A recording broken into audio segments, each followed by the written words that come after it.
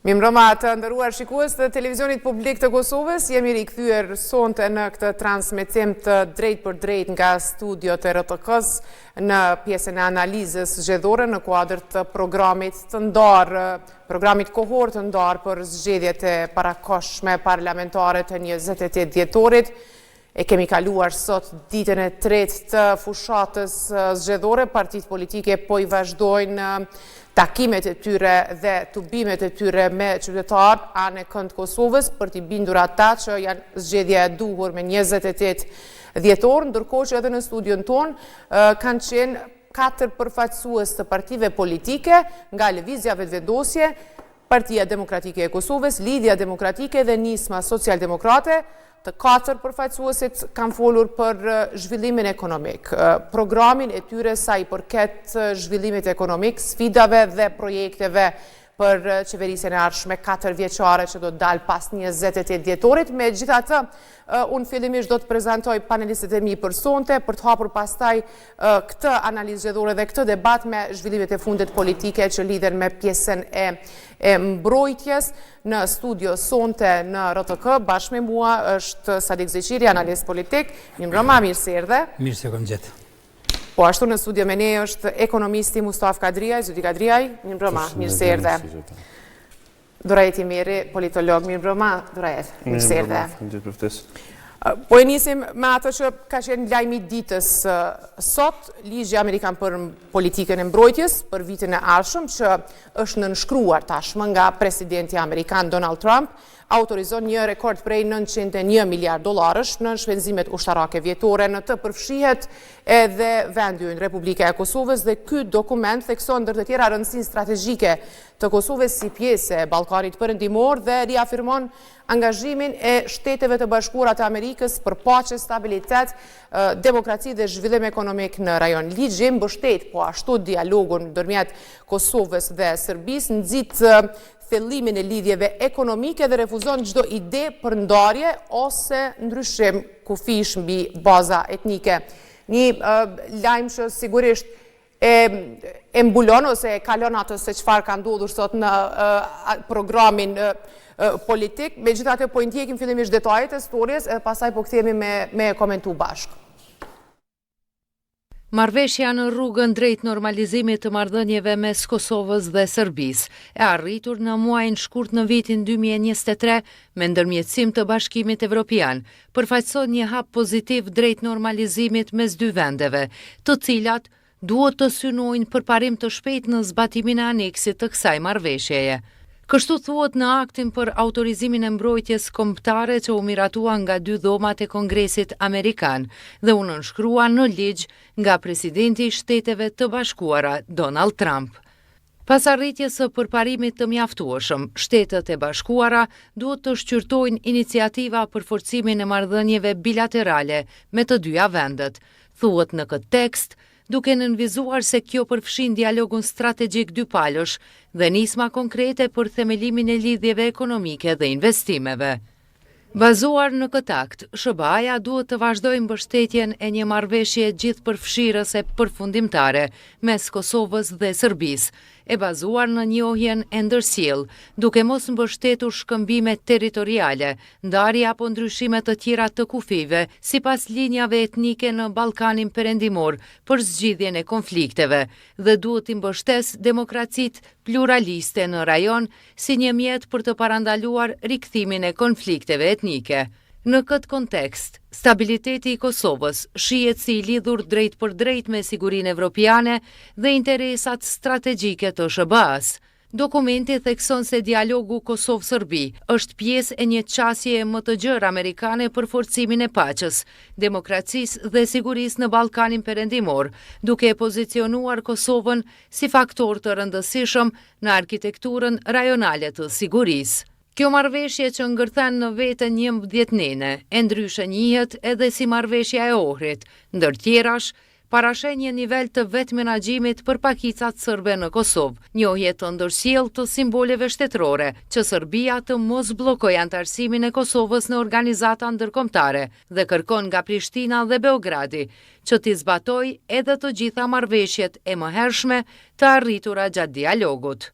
Akti kombëtar për mbrojtje për vitin fiskal 2026 autorizon shpenzim vjetor rekord për ushtrinë amerikane që arrin vlerën $901 miliard, 8 miliard dolar më shumë se që kishte kërkuar presidenti amerikan Donald Trump, duke radhitur blerje të armatimeve, avancim të sistemeve raketore e deri te arritja e pagave dhe mënyra se si do të adresohen kërcënimet gjeopolitike.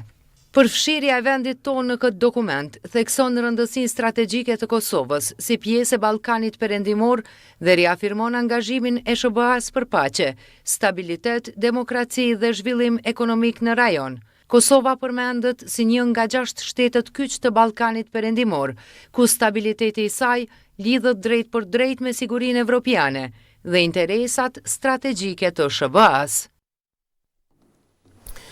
Pam detajet e gjitha asaj çfarë ka karakterizuar këtë zhvillim do të thoja historik për shtetin e Kosovës, megjithatë për detajet e tij se çfarë në fakt i sjell shtetit të Kosovës ky ligj dhe kjo çështje e Trump për rajonin, posaçërisht për Kosovën, do jetë si e ke para të se çfarë përfshin brenda ky ligj mbi politikën e mbrojtjes, po ashtu edhe seksionin për cilin do të flasim më tutje sa i përket raporteve mes Kosovës dhe Serbisë, normalizimit të marrëdhënieve, njohjen e të tjera. Po nisim nga fjalia e fundit, Kosova sot sapo njeh nga Bahamas, pra nga Bahamet, një vend tjetër me rëndësi të jashtëzakonshme për Kosovën, për faktin se ky proces po vjen, ka marrë dinamikë të re. Vendet nga cepet të ndryshme të globit po njohin pavarësinë e Kosovës. Dhe kjo është indikator shumë i rëndësishëm për konsolidimin e shtetësisë së Kosovës në arenën ndërkombëtare. Të vetëdijshëm se situata nuk është më e mira në kuptimin e gjeopolitikës dhe duke ditur që pothuajse është e pamundur të mendohet një herë antarësimin e Organizatën e Kombeve të Bashkuara, partneriteti strategjik me SBA-n mbetet gjëja më e rëndësishme që kemi pasur dhe me gjatë takimi në historinë tonë. Ajo çfarë ka ndodhur sot në Shtetet Bashkuara të Amerikës natyrisht që nuk është risi. Për ata që kanë ndjekur në mënyrë të vazhdueshme çështën që SBA-ja ka pasur ndaj Kosovës, kjo hedh poshtë çdo dilemë që SBA-ja ka për rajonin, për Kosovën në veçantë, dhe është vërtet një lajm që duhet lexohet në shumë dimensione. E para që SBA-ja ka pikë strategjike Ballkanit dhe në veçantë Kosovën. Dhe kjo është shumë e rëndësishme. Përtej bedallaçeve që mund t'i bëjmë ne, SBA-ja shkon përtej shkurtpapësisë tonë, edhe kjo është diçka pozitive, do të quhet. E dyta, Shtetet e Bashkuara të Amerikës e kanë në planin e saj të mbrojtjes Kosovën, që në kupton se kanë dom, parë, projekt, buxhet, vizion, edhe disaktësisht mosat që duhet të ndërmerren nëse eventualisht ka diçka që nuk shkon në rajonin tonë. Natyrisht runa zot për ndonjë situatë të paqëndrueshme politike apo strategjike, por gjithsesi SBA-ja është këtu për ta bërë detyrën e saj. Tjetri që është kulmi i kësaj është se SBA-ja projekton edhe planin afatgjatë. Pra miraton projekt financiar ushtarak për planin afatshkurtër, por të kalzon edhe rrugën se si duhet me ndjek. Dhe rruga është e qartë. Marrëveshja Kosovë-Serbi duhet zbatohet nga të dyja palët, dhe është ka logjik për diçka që je pajtu, për diçka që ke marrë obligim, natyrisht do zbatohet. Ose pyetja që shtrohet pse ke pranuar një marrëveshje të tillë, nëse nuk je gatshëm ta zbatosh. Dhe kjo vlen për të dyja palët natyrisht. Dhe kjo SBA-ja e rikthen atë që e ka pas dikur, e kanë thënë presidentët në mënyrë të vazhdueshme, negociata që përfundon me njohje respektive dhe reciprok. Dhe kjo është më shumë se lajm, sepse është e shkruar përbrenda një ligji, është çështje e duhur strategjike që SBA-ja i tregon rajonit tonë. S'len dy kuptimsi, s'len interpretim, është e qartë.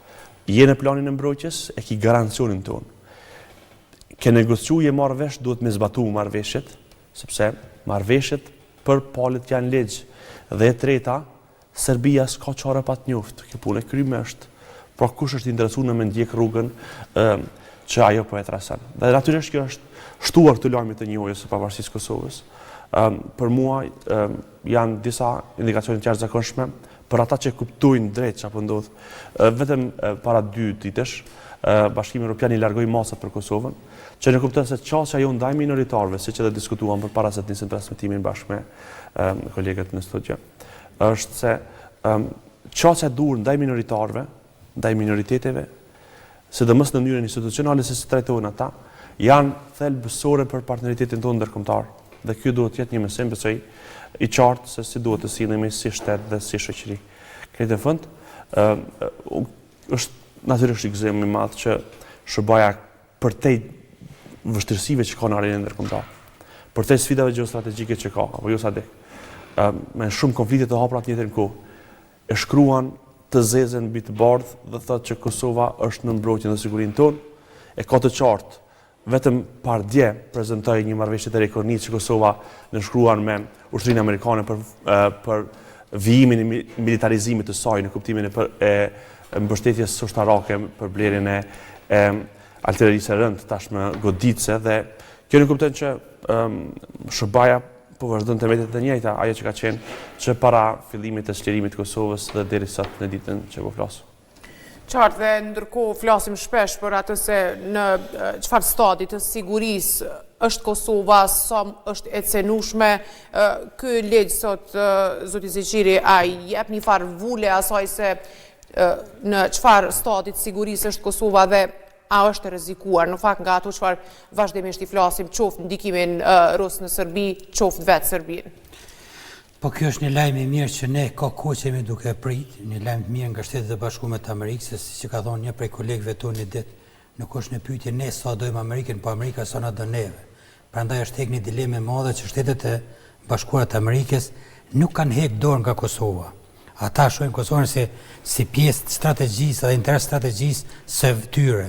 Prandaj edhe një buxhet i miratum nga Shtetet e Bashkuara të Amerikës për ushtrinë e vet, që është diku 901 miliard dollar, e që në këtë buxhet sigurisht që është edhe ushtria vetë, e cila është në Kosovë, por edhe ushtria në Shtetet e Bashkimit Evropian, i bie që ne jemi në duart e Shtetit Bashkuar të Amerikës, por që Amerika nuk dëshiron që ne të devijojmë rrugën në të cilën ajo mendon që e ka mirë. Prandaj ne duhet të ndjekim rrugën e SBA-s për të realizuar qëllimet tona. E qëllimet tona janë të qeverisim mirë, të mos merrem me korrupsion, sepse një ndër pikat në të cilën është edhe e ligji i autorizimit për mbrojtjen kombëtare. Janë edhe disa pika në të cilat ka të drejtë presidenti amerikan në qoftë se në një shtet të Ballkanit Perëndimor e liderët ose udhëheqësit e aty në shteteve merren me korrupsion ose devijojnë rrugën ose merren me qëllime korruptive e që punojnë kundër integritetit territorial të cilit do shtet tjetër ose që shkelin të drejtat e njerëzit, ata do të kanë të drejtën të marrin masa për ndalimin e tyre, siç është lista e zezë e Shtetit Bashkuar të Amerikës.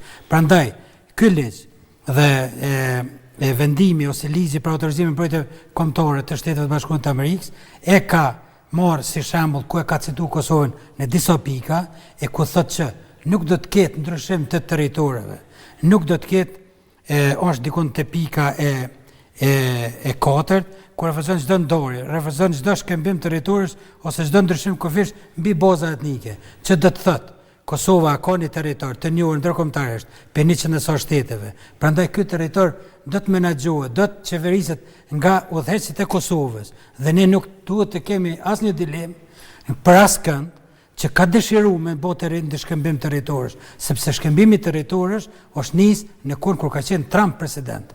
Prandaj nuk pas ka qenë fare e dëshirueshme as e pranueshme. As në atë kohë po nuk do të jetë as tani që të kemi shkëmbim territorësh. Iniciativën e vendorëve, ai ka thënë se ju pajtuani pse se bëjnë. Po megjithatë tani SBA nuk e mbështet asnjë ndryshim të kufive. Po natyrisht. E një kufijën e Kosovës, sikur një kufit e tjerë, dhe është e kashme të investoj, dhe është e kashme të mbështes qeveritarët tonë të cilët punojnë për të mirën e vendit dhe të cilët nuk merren me korrupsion. Qartë dhe nëse flasim në përgjithësi për këtë ligj dhe porosi që vazhdimisht i kanë dhënë përfaqësuesit amerikanë në Prishtinë, tashmë sikur gjitha ato vullosen brenda një ligji duke saksuar sakt se çfarë do Amerika prej Kosovës. E jep sigurinë, por në këmbim të kësaj kërkon trajtim të duhur edhe për komunitetet, kërkon zhvillim të demokracisë, kërkon zhvillim ekonomik, kërkon po ashtu respektim të asaj se çfarë ka ndodhur në Ohër, pra zbatimin e marrëveshjes së Ohrit. Ajo është pika në të cilën është nënshkruar ajo marrëveshje.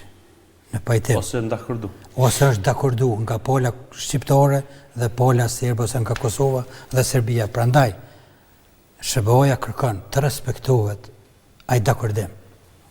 Dhe çdo kush që vjen në qeveri, çdo kush që udhëheq me qeverinë e Kosovës, është i obliguar nga SBA-ja që ta respektojë vendin. Nga vetvetja më që ka mënë është ka thonë ku dhe ai vendim që është nënshkruar ose është dakorduar, ne me që dëshirojmë të zgjidhim atë problem. E kemi një gjykatë kushtetuese e cila shumë gjona mund të sqarojë.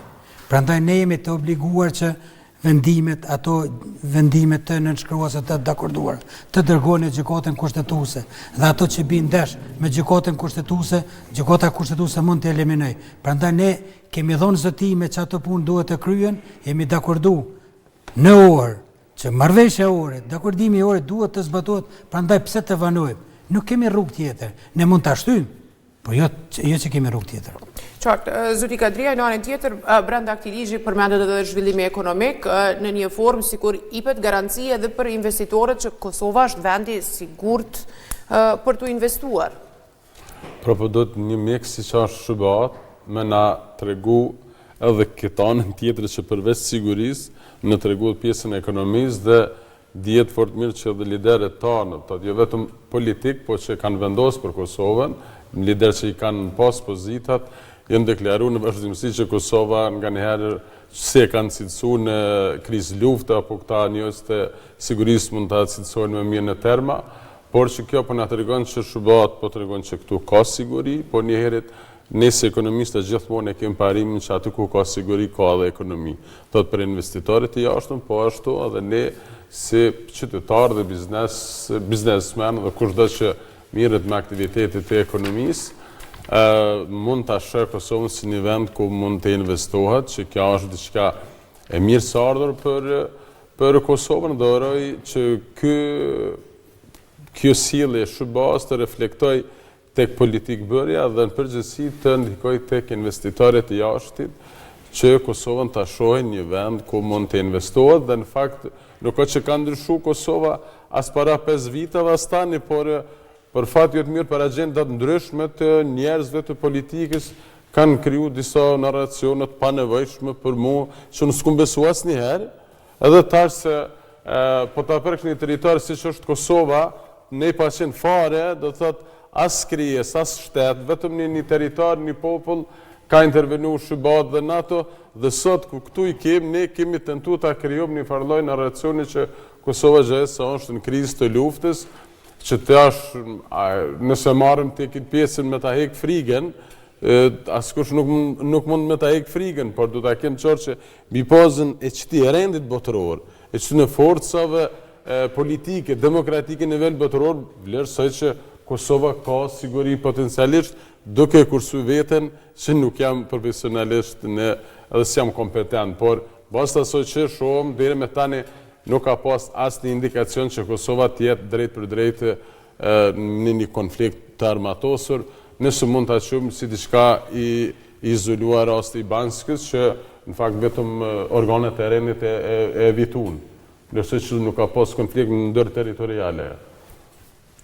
Dhe po i kthehemi tashmë debati që kemi parë minuta orë më parë në RTK, sa i përket zhvillimit ekonomik, asaj se si e shohim partit që po e kërkojmë votën e qytetarëve, cili është vizioni i tyre pra për zhvillimin ekonomik të vendit. E kemi parë debatin, i kemi parë përfaqësuesit e partive politike, vetëm nga Aleanca për Armërinë e Kosovës kanë munguar sonte në studion e televizionit publik të Kosovës, kanë qenë përfaqësuesit e lëvizjes vendosje, PDK-s, LDK-s dhe të nismas socialdemokrate, se cilin nga ta ka dhënë ditë, ka pasur edhe çështjet e cilat nuk lidhen direkt me zhvillimin ekonomik apo ekonominë në përgjithësi, megjithatë duke parë ato se çfarë u debatua sot, a ka vizion nga këto parti që ishin sonte në RTK mbi zhvillimin ekonomik të vendit? Po flasë të profesionalisht që kur flasëm për misionin, vizionin, që të mos vizioni është diçka një lloj mozaiku, si çfarë do të shohim Kosovën një të ardhmen, ose 4 vite të ardhshme, tash nga partitë politike, por ato si e shoh si ekonomist, vlerësoj që edhe ato që i ndëgjova edhe në debat pak më herët, që ishin, por edhe zotimet e liderëve, vlerësoj që nuk përjapin një mozaik të qartë, ose edhe ai farpazë që quhet, më një farë mënyrë ndoshta i kanë gjitha ato figura, por nuk po dinë të rendisin. Dhe në ekonomi, sidomos në ekonomi tregut tash që ne jemi orientuar si Kosovë, si shtet, si republikë, vlerësoj që e kanë një lloj habije, një lloj hutie, ose e kanë për interesa të tyre thjesht për sjellje të tyre në një farë mënyrë politike që nuk më intereson shumë ai interesi madhor ekonomik dhe orientimi si duhet, por më shumë po intereson ato që ka premtojnë se ju kthehet në votë. Sepse po ta shohim premtimet e gjithë partive politike, në bazë asaj që ka po premtojnë, po ta krijojnë përshtypjen që nuk janë parti djalltiste, janë përgjithësi parti majtiste. E me theks të veçantë, partia që tash ka pushtetin, vlerësoj që komplet e ka, do thotë, atë karrimin e shpëtimin, në bazë që po shihet vetëm tek premtimet, duke ngritë emocionin, do thotë veri, ushtri, begati, pra diçka vetëm për i prek pikat që prekin e rrisin fakt emocionin. Por jo atë të ardhmen ekonomike, pra qëllimin po flasë si ekonomist të parashrin investime, që investimi këthen rriti ekonomike sepse fuqizohet biznesi, në krahas ti rritën pagat njërë të natyrshme, jo me kësi rrite artificiale përmes vendimeve arbitrare, por në ekonomi të regut rritën njërë të natyrshme pagat dhe në fakt sektori privat duhet të indikon edhe pagat në sektor publik. Ndërsa për fat ju të mirë këtu tek ne sektori publik po e dikton pagat në sektorin privat. Që kjo vetëm ekonomia të regut nuk mund të quhet, po flas si ekonomist dhe me librat e ekonomisë, sepse ne jemi mësu, edhe unë ju tham edhe studentëve, ne duhet si Kosovë dhe si shqiptar të mësohemi dhe të dim të ecëm mas popujve të zhvilluar, sepse ne nuk është sfiduese, ne të qesim në fakt nobelistat e ekonomisë, sepse nuk kem çka të shesim në botës, si duhet të udhëheqim diçka me ekonomi. Po s'poku dim të lexojmë ato libra, ata që i kanë shkruar dhe dinë më mirë se ne ose kanë praktika të qeverisurit. Po mbi bazë të asoj praktike të qeverisurit dhe të teorive ekonomike që ne i kemi mësuar dhe që flasim mbi bazën e ekonomisë së tregut, këta lider politik nuk po na japin në fakt për mua ja zë për të madhe PDK-s dhe LDK-s që unë gjithmonë kam shpresuar dhe vlerësoj që ato janë parti djalltise dhe do të mendojnë për investime kapitale që do të mbrojnë në fakt interesin dhe në fakt platformën e tyre që janë të orientuar. Ndërsa për partinë që është në pushtet, vetë vendosja, kjo që nga fillime dhe tash për shaq që i ka gjitha ato premtimet i ka mes fondin e politikave sociale, në ushtri, politika sociale me këto lehona, dhe po e prek vetëm emocionin e qytetarit dhe të opinionit që ndikon në votë. Tash janë në fushat dhe normal që ata në fakt kërkojnë votë, po në që votat fitohet ma të besueshmërinë ti që ke qeverisë, sepse të qeverisë është afër 5 vjetë, aso pi vjetër 6 vjetë, dhe ti mos kesh çka mi tregu që ke pas sukses në qeverisje, por prap po tenton përmes buxhetit, me marr prap votën për këto shihet që ti politikë të qeverisë dhe aq më pak politika ekonomike nuk ka pas heq edhe vitin 2025 që na nuk kishim as qeveri, pra ne po e mbyllim një vit kalendarik pa qeveri të mandatuar. Pra është një diçka një fakt që gjitha këto rritje, për shembull, në 45 euro, në 90 euro për fëmijë, këto është vetëm në prag të zgjedhur, duhet ta kemi qartë. 500 euro për nëna, të gjitha këto, tani këto 1 miliard euro për ushtri, për ekonomi, për investime, po pse nuk investove që 4 vite? E kishe mundësinë. Do të nuk ka investu fare, aq më e rënda për mua është skandaloze, paga 13 nuk ka ndodhur. Deri me tani paga 13 me të dhënë ty në janar. Paga 13 i në bazë të suksesit, për shembull, edhe ndërmarrje publike, po ndoshta edhe private, edhe suksesi administratës, për shembull, për 12 muaj ti që ke bëni punë të mirë, të shpërblen punë dhënësin në këtë rast shteti si administratë publike që ke punu mirë, pagën e 13. Por me të dha pagën e 13 në janar, kjo nuk ka ndodhur deri me tani, sepse cila është arsyeja ti që po jep.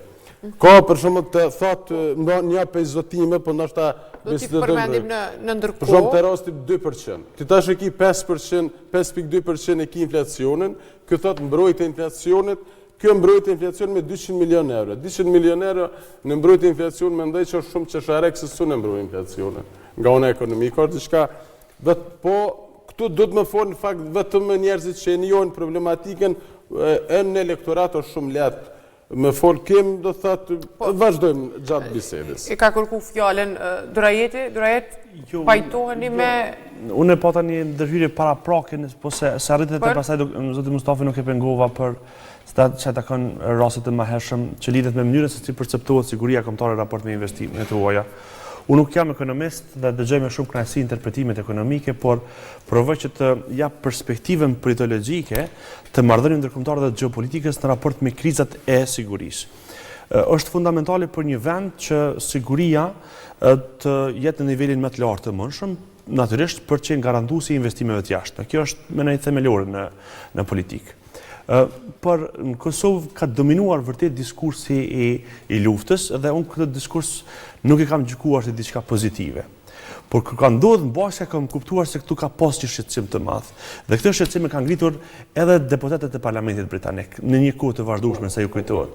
Dhe kur e kam parë te ata dhe kur e kam parë ata sigurisht kanë pas informacion dorës së parë që diçka është duke ndodhur në veriun e Kosovës dhe na mund ta trajtojmë si të dojmë sot. Por fatmirësisht, natyrisht edhe për shkak të rënjes së dëshmorët Afrim Bunjaku, ai rast ka kaluar se për ndryshe, unë besoj që me një, do të thoja, reagim tjetër nga institucionet tona të sigurisë, sot kishim folur me veriun e Kosovës si diçka të kryer, si pothuajse një krahasim me Donetskun e Luhanskun e Ukrainës.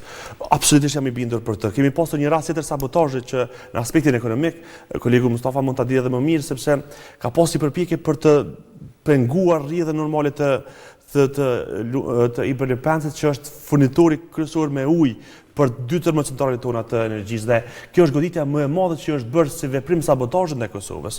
Dhe këtu kanë qenë sa interesant, njëra në aspektin territorial, tjetri në aspektin ekonomik, 2 goditje të drejtë për drejtat më njëhershme ndaj Kosovës që e kishin dënduar atë në aspektin, do të thoja, edhe strategjik, edhe të mbrojtjes, edhe të sigurisë edhe kështu me radhë. Prandaj, kjo narrativ në ka dëmtuar, por ka qenë domosdoshme me sa di.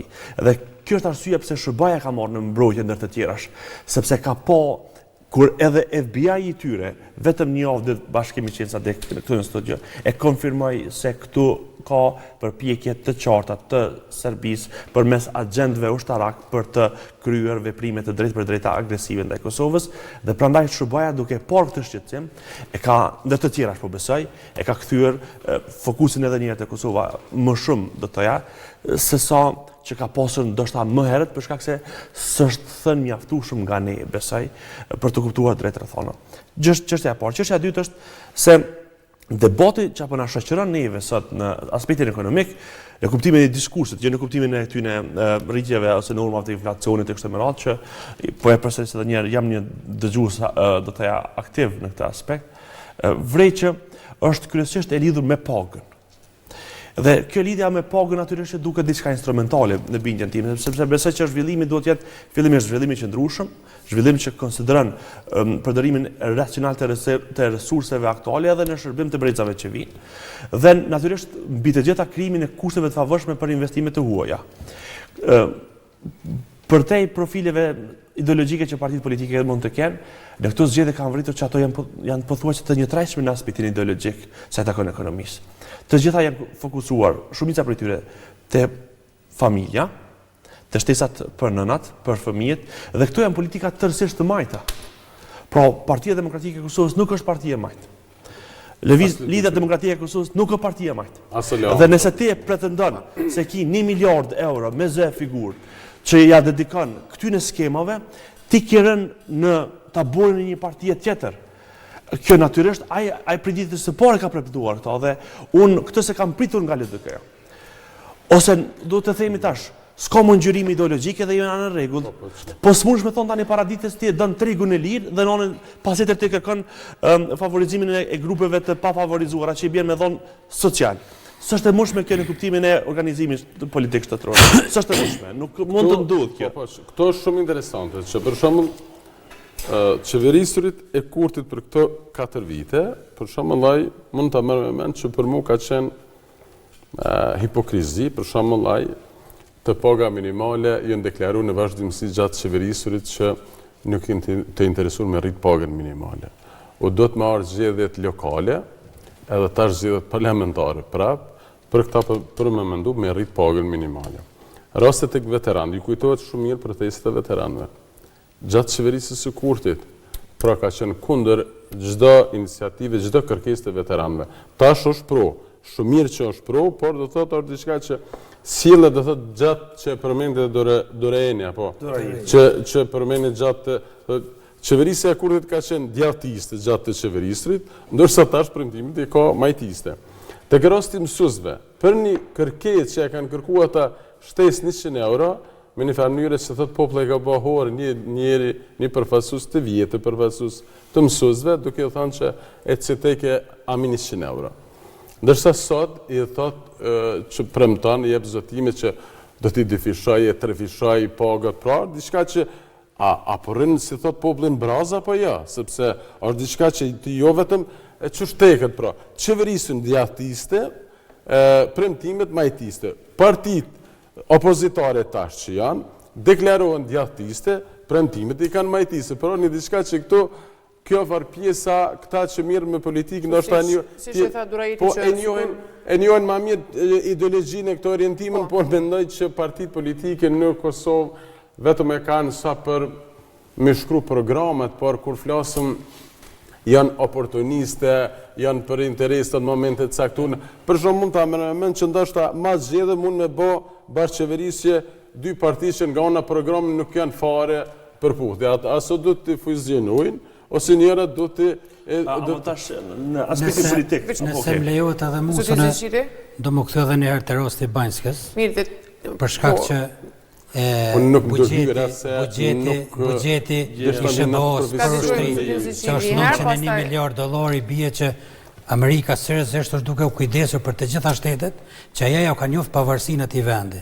Prandaj një sulm që ka ndodhur në Banjska, një sulm brutal ndaj sovranitetit dhe ndaj integritetit të Kosovës, duke u mundu që Serbia nëpërmes militarëve të vet, edhe paramilitarëve të vet, politik, të bëjnë një aneksim të një pjesë të Kosovës, ka bo që menaxhimi i mirë i Kosovës dhe organet sigurisë Kosovës të zhbëj atë ide, atë projekt të ndërtuar dhe të kryer në Serbi, kështu që Shtetet e Bashkuara të Amerikës, duke po që në Kosovë çdo herë po flitet që luftë rrezek, dhe investitorët e huaj projtojnë me ardh në një vend ku flitet vetëm për luftën. Prandaj Amerika me këtë ka jep një mesazh të qartë se në Kosovë sot jemi ne, dhe sot është NATO-ja, në Kosovë dhe në shtetet e tjera të Ballkanit Perëndimor nuk do të ketë luftë. Prandaj kjo është edhe një arsye shtesë që Kosova mund të thith investitorë të huaj, mund të kërkoj investitorë. Sepse Trumpi ka të interesuar diplomacinë ekonomike. Po shiqë, ajo edhe për këtë arsye edhe është me pushtet, sepse republikanë dihet se çka janë. Për shkak të kësaj çështje jesa dek. Kjo është brilonte, është për neve që ne duhet ta shfrytëzojmë. Nëse dim, po. Nëse dim dhe nëse dojmë, se nganjëherë edhe nuk dojmë, po nganjëherë edhe nuk dim. Dhe atëherë kur nuk dim duhet të pyesim. Amerika na ka qel derën. Që ne sigurinë e keni nga on, por ju nuk duhet me shkel sigurinë e juve. Dhe ne e afrojmë sigurinë, jo lëpni kërkoni investitor që të jepet Kosova, që të avancojë Kosova në fushën e ekonomisë. Nëse më lejohet, në kuptimin e programeve politike, se pash edhe sot debatin edhe pash mënyrën se si partitë politike përgjigjasin ekonomisë, dhe fakti që këtu kanë quar kandidatët për deputet që shumica për tyre janë për herën e parë, unë i njeh të gjithë, edhe një personalisht. Dhe natyrisht është respekt maksimal. Unë nuk jam të fol për kandidatët se folëm asnjëherë për kandidatët që janë në studio. Po flasim për çështjen strategjike që kanë sjellë partitë politike për të trajtuar temat vitale. Kështu po veprojnë keq me politikën e jashtme, fare është për fillen kulturën, sportin e ri dhe një sot kanë quar disa kandidatë të tjerë, kushtimisht delegatë të partive politike që nuk besoj se do të jenë asetet të partive respektive për segmentin e ekonomisë. Jam absolutisht i bindur për këtë punë. Përjashtë mund të bëj Arjani që vjen nga profili i ekonomisë, të tjerat nuk e shoh ata në domenin e ekonomisë, në qeveritë e ardhshme, në asnjë rrethon që mund të flasin për këtë punë. Dhe kjo është një kritikë do të jap publike për partitë tona politike që të kuptojnë drejt se debatet do të jenë fort më të ndryshe, fort më të organizuar dhe jo sikur ky formati jon që është për të elaboruar problematikat e tyre dhe jo për të marrë zotime çfarë ata do duhet të ishin. Çështja e parë, e dyta. Partitë tona politike po e shmangin një çështje që është fundamentale. Ne nuk mund të kemi zhvillim afatgjatë të qëndrueshëm pa investime të jashtme. Investimet që duhet jenë direkte në bindjen time. Kosova ka dy resurse të jashtëzakonshme. Metalurgjinë, sidomos industrinë e rëndë, që kërkon rivitalizim dhe kjo nuk mund të bëhet me asetet tona, nuk mund të bëhet me potencialin tonë. Zbohet prej nesh. E para, e dyta, janë të rinjt përmes teknologjisë. Nuk besoj që Kosova ka një aset më të madh sa këto të dyja. Nuk e besoj. Është ekonomisti këtu dhe mund të na elaboroj si problematik. Prandaj unë konsideroj që partitë tona politike duhet të fokusohen ekskluzivisht në ato që po e përmend Sadiku, titjen e investitorëve të jashtëm dhe në veçanti ata amerikanë. Kosova që në ditën e parë pas formimit të qeverisë duhet që ta organizojë një konferencë donatorësh ose investitorësh në mundësinë e parë për të treguar listën e potencialeve që ka Kosova në raport me investitorët amerikanë. Sepse jam absolutisht i bindur se kjo e ndron edhe çastin e Trumpit ndaj mënyrës se si fokusohet Kosova në të gjitha sferat. Këto e kam vretur se si kanë ndryshuar dramatikisht SBA në raport me Ukrainën kur kanë hyrë në lojë mineralet e rralla. Dhe kjo në gjatë keqes ka, që kjo është realizmi politik, që kjo është merkantilizmi, që ti përdor asetet të tua ekonomike në shfrytëzim të politikës. Na nuk mund t'i rivitalizojmë as Trepçën, as industritë të tjera të rënda që janë segmentet e saj, pa e përdor ekskluzivisht investimet e jashtme dhe në rastin tonë SBA. Veç një fjali të shkurtër. Kur është zbulu nafta në Shqipni para 100 disa vjetëve, ajo ka qenë garantuesja e ekzistencës së Shqipnisë. SBA ka njohur Shqipninë për shkak të naftës, Britania po ashtu. Franca dhe Italia kanë dhënë mbështetje pikërisht për shkak të naftës. Ne asnjëra prej tyre s'e ka gëzu. Itali si me ti fal pastaj. Dhe prandaj çfarë do të thonë është, ne nuk kena resurse të tjera për të qenë në hartë, jena një grosht vend.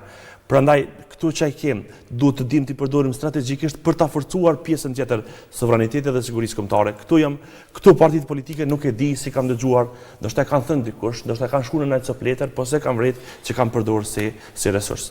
Se zota është pak. Këto që japi tri tema, rastin e investitorëve.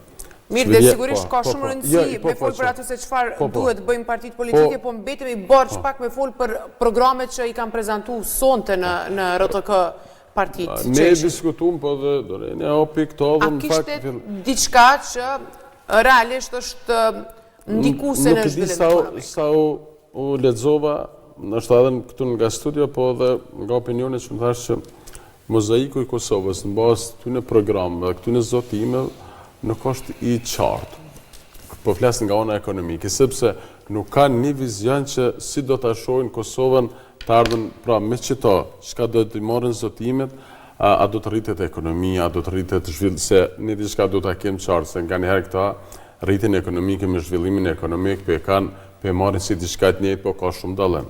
Sepse rritja ekonomike nëse bizneset bëjnë qarkullim, edhe mbushet orka shtetit.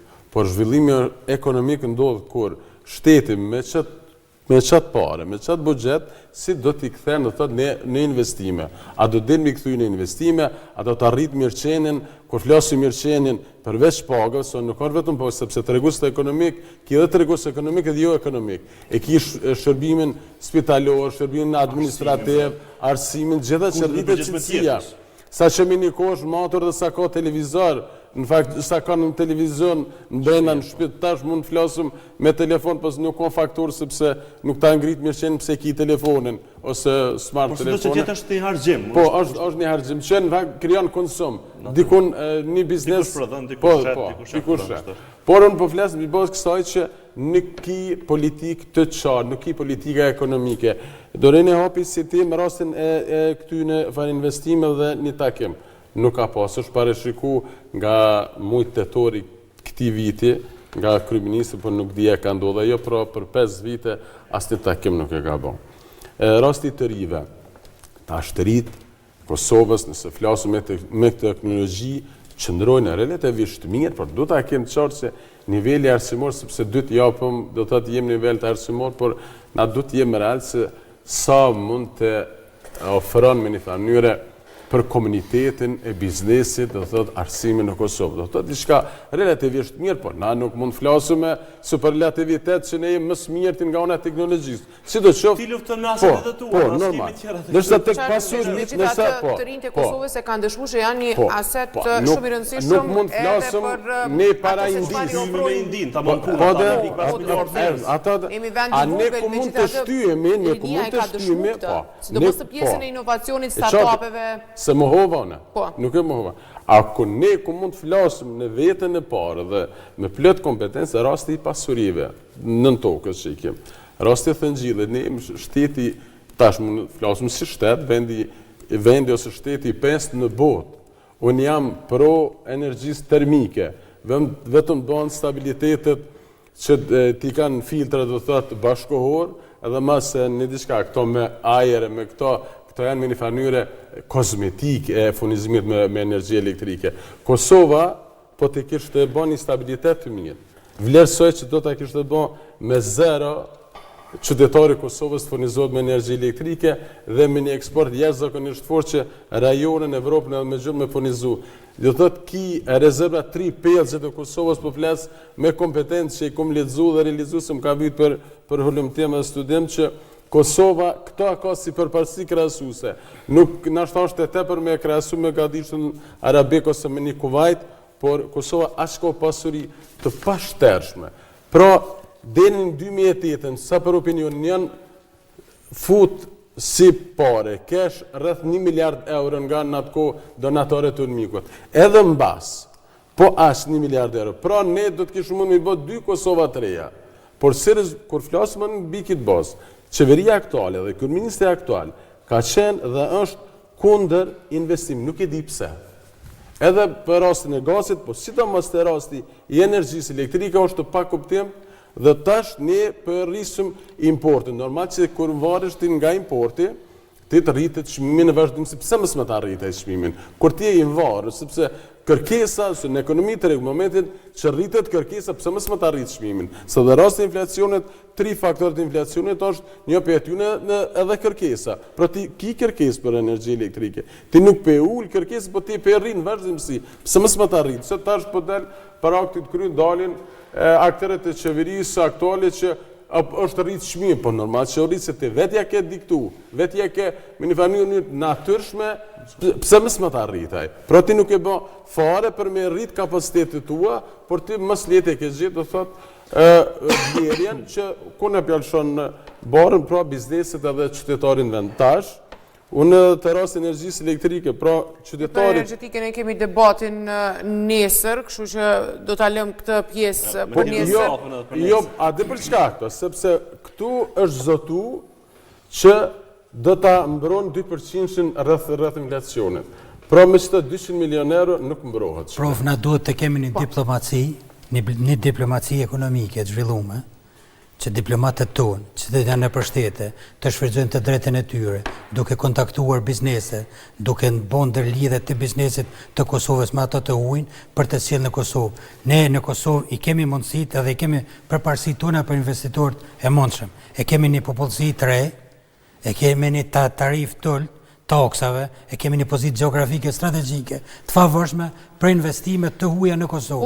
Por ne duhet të funksionojë diplomacia sonte në programet e partive politike? Shiqa sonte në programet e partive politike ne kemi pas zotime për rritje pagash, më shumë për rritje të përheqjet të vëshës në kufi e tjerë. Nuk kemi pozitime dhe duket që personat përgjes të cilët Zoti Kadria që edhe shumica e kuash është hub sonte duke volur për kekun dhe për rrymen dhe për energjinë. Ne e dim që gjendja ekonomike në Kosovë nuk është e mirë. Ne e dim që një sporta shumë e shtrenjtë. Ne kemi gjona të cilat në Kosovë duhet të ndryshojnë. Por sipas përfaqësuesve të partive politike, fatkeqësisht nuk pam një zgjidhje të këtyre problemeve. Ne të gjithë dimë që buxheti është shumë i madh, është rrit në fakt, është 4 miliardë. Dhe buxheti rritet çdo vit.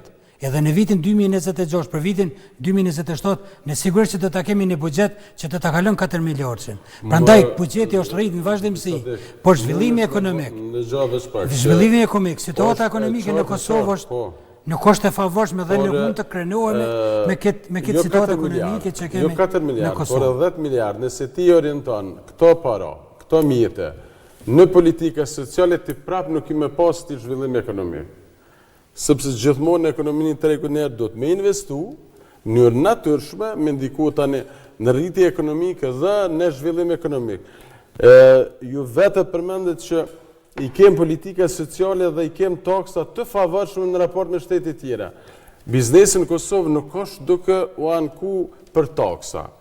Në vend që të fokusohet a ka përmend dikun edhe kryeministri aktual, që është pretendenti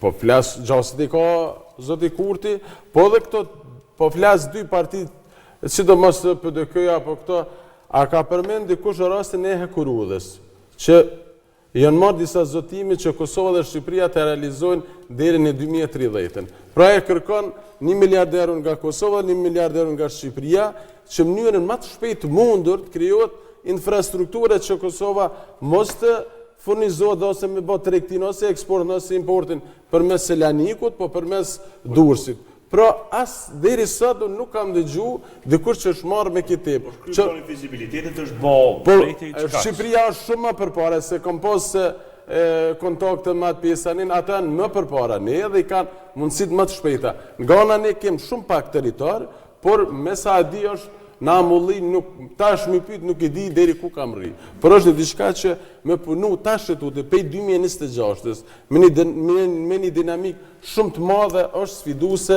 deri në 2030 më realizu. Që për mu ajo është faktor, me pas një Hekurudhë që se zakonisht na nuk kem deti. Ne nuk kem, se autostrada është ma shumë për turizm dhe për ekonomit familjare, për jo për ekonomin masive. Arë diçka që ne kem vetën mundësi Hekurudhën. Edhe ku e merë, është pak e ranë me thonë, veç ne Hekurudhën e kem të rasin prej kohës të Perëndërisë Osmane. 1874. Po, do të të prej Selanikut Vjenës. Po, është një diçka që as si Jugosllavi, por edhe ne si shtet, do të thotë nuk po bëjmë asgjë. Pra pse po ja akuzojmë ne me një farë dim nga një herë me akuzu pushtosit, por ne as për vetes po dim të punojmë. Pra është që se i përmeni disa faktorë që disa diku,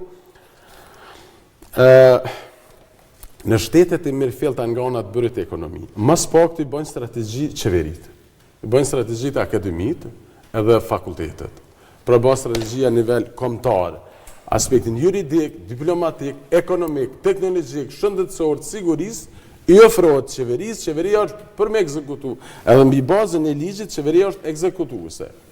Pra në vend që këto asete të shfrytëzon qeveria, vetëm të regonë a merë do të atë një këshill ose një feedback nga këto. Ata vetëm marrin paga profesorët, po flasë jo vetëm publiku, po dhe privati.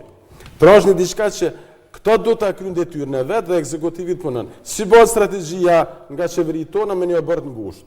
2 ekonomista, çka mund me qenë ato, 2 ekonomista dhe me çmim Nobel me qenë, së një qëllojnë zhvillimit ekonomik. Aq më shumë kur bëhen kësi farloj fiskultura, njëni e rrit paga, tjetri thot politika sociale, të vetëm të strategji që përmenda në fillim, vetëm atë mozaikun e një strategjist mirëfill për shtet, po flasë gjatë këtyre ditëve të fushatës, unë si ekonomist mund të përballa me cilin do akter të partiju politike, po deri me sot nuk kam pa one diçka konkrete se si do të shihet pasqyra e Kosovës në bas 4 vite.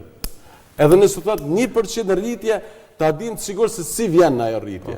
Ne ty qenë se jemi gati në minutat e fundit të kësaj analize zgjedhore për sonte, dorajet në cilat pika do duhej me u fokusu partia që do të kryoj qeverinë e re të vendit, qoftë dhe përmes një koalicioni, sepse gjithë shka është e mundur, duke qenë se ndes kemi rezultatës zgjedhjeve, ato do të bëhen me 28, në qka duhet me u fokusu, cila duhet me qenë qasja për zhvillim ekonomik, zhvillim real për atë çfarë po flet edhe zoti Kadriaj.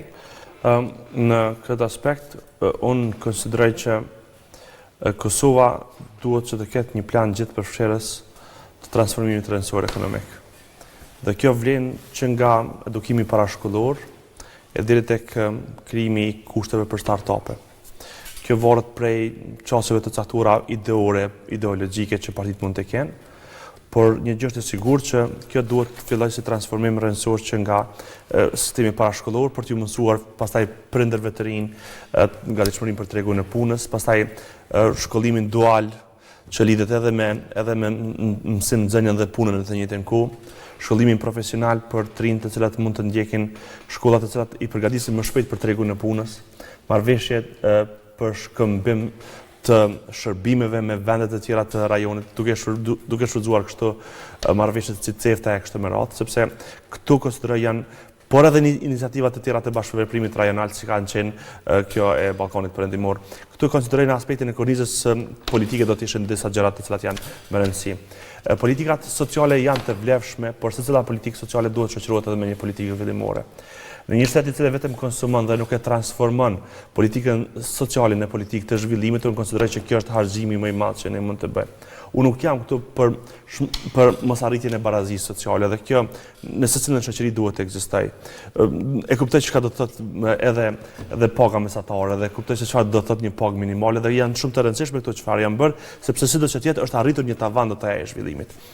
Por, në planin e zhvillimit të qëndrueshëm për çka ne do të flasim këtu, pra për një ekonomi që krijon stabilitet afatgjatë dhe politika që japin rezultate jo tash, por pas një periudhe të caktuar kohore, unë konsideroj që janë disa veprime të menjëshme që duhet të ndërmarrë qeveria jonë. Ne nuk guxojmë që të funksionojmë me këto skema sociale çfarë kemi tash. Skemat sociale e mbysin një shoqëni të pazhvilluar sikur Kosova, nëse të njëjtat nuk kthehen në treg pune. Të rinjt, të rejat, gratë, fëmijët, kudo qoftë, që janë pjesë e këtyre skemave sociale, ose politikave sociale çfarë tash po bën, si para e gatshme, si mbështetje me para të gatshme. Unë konsideroj që nuk mund të jenë afatgjate si politikë zhvillimore për vendin tonë. Dhe kjo duhet të lidhet menjëherë me tregun. Pra, skema sociale është mbështetje momentale, është infuzion deri në një moment kur të përgatit ty për tregun e punës. Dhe çka duhet bëjmë? Me njerë shkollim jo formal, shkollim profesional, përka se shkolla profesionale për të rinjt, pastaj shkollat të tjera ose modulet e veçanta që mund të implementuan për njerëzit që kanë bërë disa vite jetë dhe akoma nuk janë gjetur në tregun e punës. Pra, ka shumë mekanizma të tjerë që lidhen ekskluzivisht me edukimin formal dhe jo formal dhe transformimin e atyre që janë konsumatorë të vazhdueshëm të politikave sociale në raport me transformimin të shoqërisë. Jemi në minutin e fundit nga 30 sekonda, zoti Zeqiri, zoti Kadria, po e nisim me juve, zoti Zeqiri, 30 sekonda. Shumë shkurt për atë se çka ishte dashur me u bë tutje në 4 vitin e ardhshëm. Që informaliteti më së pari duhet të zvogëlohet sa më shumë për çdo qeveri, duhet të krijohen, të mundsohen vende të reja pune për të rinj, të cilët po ikin çdo ditë. Prandaj duhet të bëhet mos që ata të ndalin këtu, sepse është fuqi punëtore, fuqi e shnosh punëtore dhe e gatshme për punë. Duhet të ofrohet mundësia që studentët të cilët të përgatiten për fusha të caktuara dhe fusha të nevojshme që i ka Kosova, të shkollat profesionale, çdo qeveri, çdo ai që merr drejtimin e qeverisë vendit, duhet sa më shumë të fokusohet te drejtimi i përgatitjes së profileve të caktuara të studentëve për nevojat që i ka Kosova. Prandaj është mirë që edhe këto fusha të rrehen sa më shumë dhe të jenë të gatshme që ajo fuqi e mirë e dijes të ndalet në Kosovë dhe të veprojnë në Kosovë. Po ashtu duhet të përgatitet edhe fusha në aspektin ligjor, që bizneset e vogla, kur të hapen, të jetë ndihmohet për të ketë edhe lehtësina në fushën dhe veprimin e tyre. Zoti Kadriaj?